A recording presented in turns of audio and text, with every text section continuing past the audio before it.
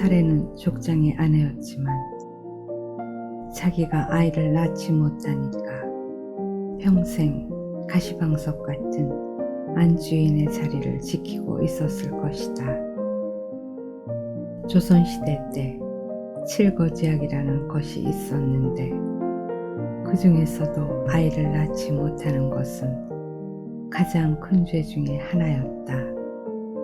당시 히브리 사회도 마찬가지였다. 사례는 그런 아픔을 가진 이름이었다. 그렇기 때문에 어떻게든 사례는 아들을 얻지 않으면 안 되었다.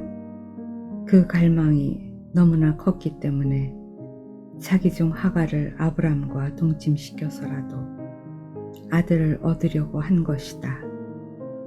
그러나 그 일이 자기 의도대로 안 되었기 때문에 임신한 하갈을 쫓아내게 된다.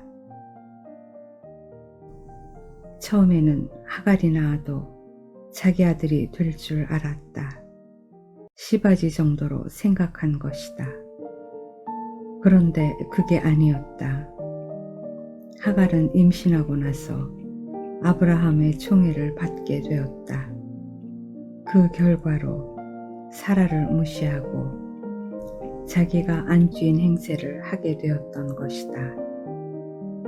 잘못하면 아브라함과 그의 기업을 하갈과 그의 아들에게 빼앗기게 생겼다. 그래서 쫓아낸 것이다. 이것은 하갈이 낳은 아들은, 육신의 능력을 통해서 낳은 아들은 하나님의 후사가 될 수 없다는 것을 말한다. 아브라함은 처음 자기의 상속자인 조카인 롯을 염두에 두고 그와 동거동락했다. 롯과 헤어질 때 내가 우하면 내가 좌하고 내가 좌하면 내가 우하겠다고 했는데, 물론 이것은 아브라함의 계시의 발전이기도 하지만 그를 친아들처럼 생각하지 않았으면 할 수 없는 말일 것이다. 그만큼 끔찍하게 아꼈는데 롯은 하나님에게 거절되었다. 그래서 다음에는 다메섹에서 엘리에셀을 데리고 왔다. 롯이 떠난 후에 자기의 후사로 삼기 위해서 의도적으로 기른 양자이다. 하지만 역시 거절당했다.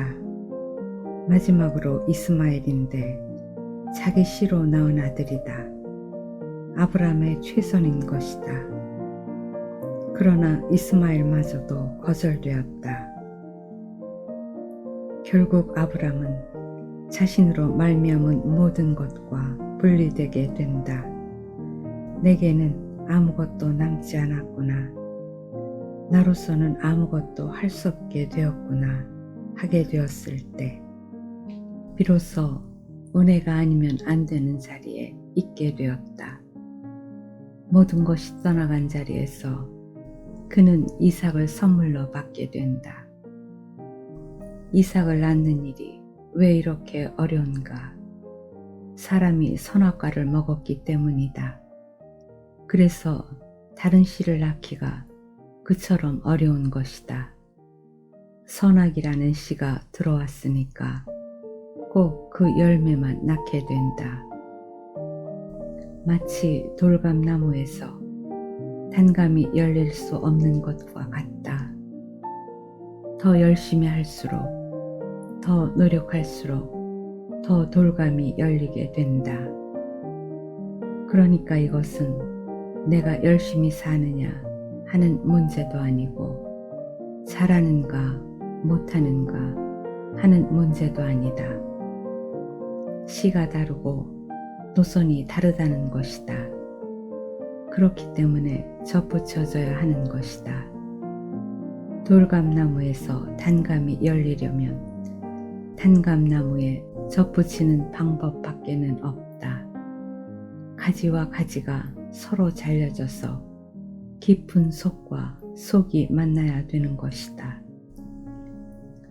선악과를 먹은 후 하나님은 여자에게 너는 해산의 고통을 통해서 아들을 낳을 것이라고 했는데 이 아들은 단지 육신적인 아들이 아니라 여자의 후손인 아들을 말한다. 돌감이 아닌 단감을 말한다. 그리스도를 말한다.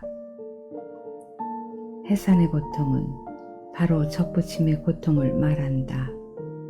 돌감나무에서 단감이 나오려니까 접붙임의 고통이 필요한 것이다.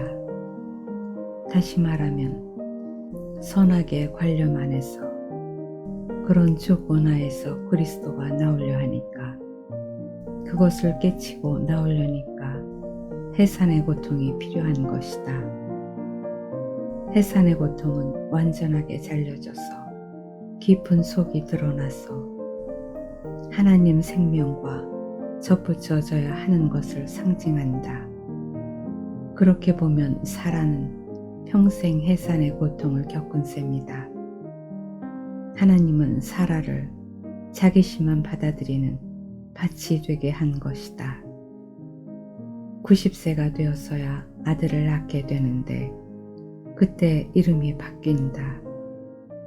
사레에서 사라로 하라고 말씀했는데 이것은 잘려져서 접붙여진 이름이다. 아브람도 아브라함으로 이름이 바뀌는데 이것 역시 할례받고 접붙여진 이름이다. 아브람은 고상한 아버지라는 뜻이고 아브라함은 많은 무리의 아버지라는 뜻이다. 아브람은 한 아들의 아버지가 되기를 원했지만 하나님은 그로 하여금 열국의 아비가 되게 하려 하셨다. 그것을 위해 이름이 바뀌어야 했던 것이다. 이스마엘의 아버지가 되는 데는 아브람으로 족하지만 이삭의 아버지가 되려면 아브라함이라야 하는 것이다.